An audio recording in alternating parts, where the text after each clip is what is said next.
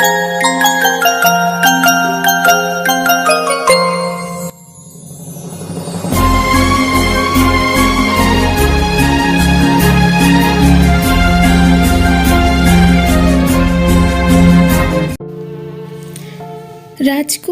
রাজামশাইয়ের সামনে যেয়ে বো করে বলল, আমাকে ডেকেছিলেন বাবা মশাই? দূরে দাঁড়িয়ে হারমিওন দেখতে পাচ্ছে রাজামশাইয়ের সঙ্গে তখন একজন সুন্দরী মহিলা দাঁড়িয়ে রয়েছে। বয়স বেশি নয়, হারমিওনের সমান বা তার থেকে কমও হতে পারে। পাশে সম্ভবত তার বাবা, বুসানের নায়েব ড্যানিয়েল। হারমিওন শুনতে পাচ্ছে আশেপাশে দাঁড়িয়ে থাকা লোকজন বলা কওয়া করছে, মেয়েটি দেখতে ভারী সুন্দর, রাজকুমারের সাথে মানাবে ভালো। ঠিক বলেছ। আমার তো মনে হয় ওই কারণেই রাজামশাই নায়েব ড্যানিয়েলকে রাজধানীতে ডেকেছে। এক নিমেষে হারমিওনের উজ্জ্বল মুখখানায় কালো ছায়া নেমে এলো। এসব কি বলছে এরা? রাজামশাই কি সত্যিই এই মেয়েটির সাথে রাজকুমারের বিয়ে ঠিক করেছেন? না না, এ হতে পারে না। রাজকুমারকে ছাড়া সে বাঁচবে না। রাজকুমার নিশ্চয়ই রাজি হবে না এই বিয়েতে। কিন্তু রাজকুমারকে দেখে তো তা মনে হচ্ছে না। তিনি তো বেশ খুশি মনে মেয়েটির সাথে হেসে হেসে কথা বলছে। হারমিওন, সে সত্যি বোকা। আজ পর্যন্ত রাজকুমার কি তাকে সোজাসুজি সেরকম কোনো কথা বলেছে? না, বলেনি। তবে সে কেন মনে মনে এত কিছু স্বপ্নজাল বুনে ফেলেছে? ছি ছি হারমিওন, এত বড় অপমান তাকে আজ পর্যন্ত কেউ করেনি। একজনকে এসে জিজ্ঞাসা করলো, তুমি সত্যি জানো বুসানের নায়েবের মেয়ের সঙ্গে রাজকুমারের বিয়ে হবে? তার বলছি কি, আমি একেবারে নিশ্চিত। ওই জন্যই তো দেখছো না দুজনকে একসাথে কথা বলতে দিয়েছে। দুজনের মুখের হাসি দেখেই বোঝা যাচ্ছে দুজনেই এ বিয়েতে অনেক খুশি। প্রেম সত্যি অদ্ভুত জিনিস। প্রথমবার অনুভূত হলে যেমন বুকে ব্যথা ধরে, তেমনি এক নিমেষে সব মিথ্যা করে দিয়ে বিচ্ছেদ হয়ে যায় যখন, তখনও সেই বুকেই ব্যথা অনুভব হয়। হারমিওনের হৃদয়েও যন্ত্রণা শুরু হয়েছে। এ যন্ত্রণা সে কাউকে প্রকাশ করে বলতে পারবে না। কি করে সহ্য করবে সেই কষ্ট? কি করে? নিজের চোখের সামনে সে দেখতে পাচ্ছে রাজকুমার মেয়েটির সাথে ঘুরে বেড়াচ্ছে, খুশি মনে কথা বলছে। বলবে নাই বা কেন?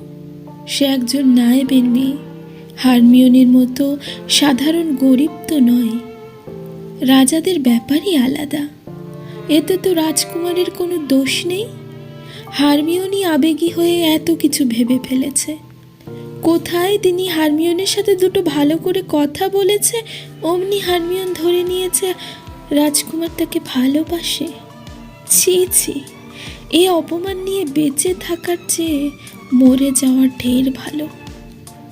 হারমিওন চোখের জল আর আটকে রাখতে পারছে না। যে কোনো সময়ে বাঁধ ভেঙে যেয়ে পুরো রাজপ্রাসাদকেই ডুবিয়ে দিতে পারে। সে দৌড়তে শুরু করেছে। যে কোনো উপায়ে তাকে এই প্রাসাদের বাইরে যেতে হবে। হারমিওন দৌড়াচ্ছে দেখে সিস্টার ন্যানা তার পথ আটকে দাঁড়ালো। তিনিও ব্যাপারটা আন্দাজ করতে পেরেছেন। প্রথম থেকে তিনি হারমিওন আর রাজকুমারের ভালোবাসার কথা জানেন। তিনি হারমিওনকে সান্ত্বনা দেওয়ার জন্য এসেছিলেন।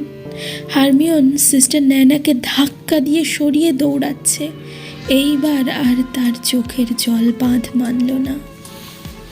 সিংহদ্বার পেরিয়ে লম্বা সরু রাজপথ, নিচে গভীর খাদ। শত্রুপক্ষের আক্রমণ থেকে বাঁচতে রাজপ্রাসাদকে এইভাবেই পাহাড়ের উপরে বানানো হয়েছে। গধূলি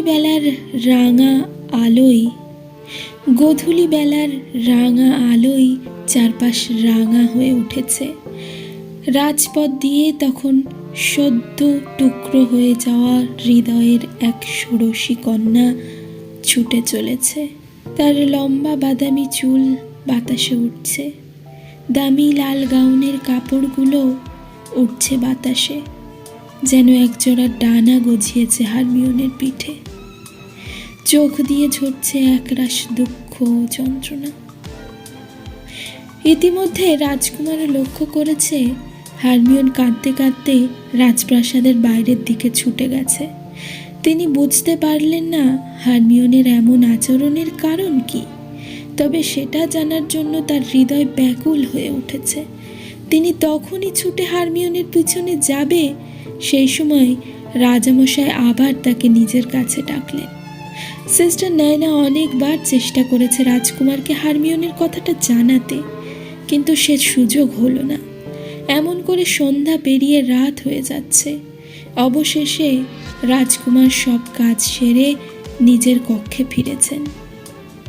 ওদিকে সোকজিন অস্থির মন নিয়ে বাড়িতে বসেছিলেন। হঠাৎ দরজায় জোরে জোরে কড়া নাড়ার শব্দ। এই সময় তো কারো আসার কথা নয়।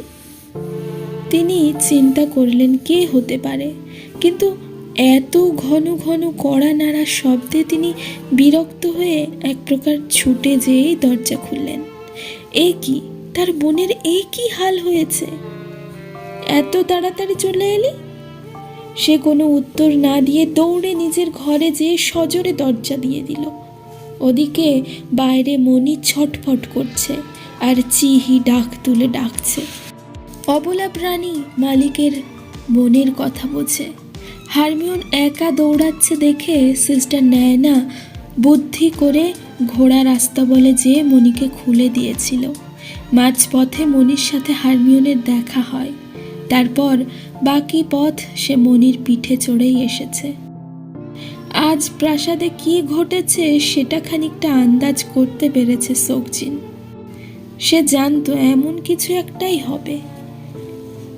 এখনই বোনকে জিজ্ঞাসাবাদ করা ঠিক হবে না বলে মনে করলেন তিনি। এখন ওর হৃদয়ে আগুন জ্বলছে। আগুন একটু নিভুক, সে একটু প্রাণ খুলে কেঁদে নিক। তার বোন নিজেকে সামলাতে জানে, এখন ওকে সময় দেওয়া উচিত। রাজকুমার কক্ষে ফিরতেই সিস্টার নায়না তাকে সবটা জানায়। রাজকুমার পড়েছে মহা বিপদে। সে এখন কি করবে কিছুই বুঝতে পারছে না। তাকে না জানিয়ে রাজামশাই কিভাবে তার বিয়ে ঠিক করতে পারে? না, সে কিছুতেই পারবে না। হারমিওনকে কষ্ট দিয়ে সে অন্য কাউকে সে বিয়ে করতে পারবে না।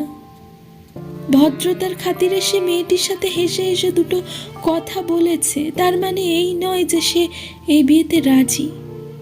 অন্য কাউকে বিয়ে করা তো দূরের কথা, সে হারমিওনকে ছাড়া শ্বাস নিতেও তার কষ্ট হয়। ওদিকে বাবার আদেশও সে অমান্য করতে পারবে না। রাজকুমারের হৃদয়ের রক্তক্ষরণ হতে শুরু করেছে। সে নিরুপায়, বড়ই নিরুপায়।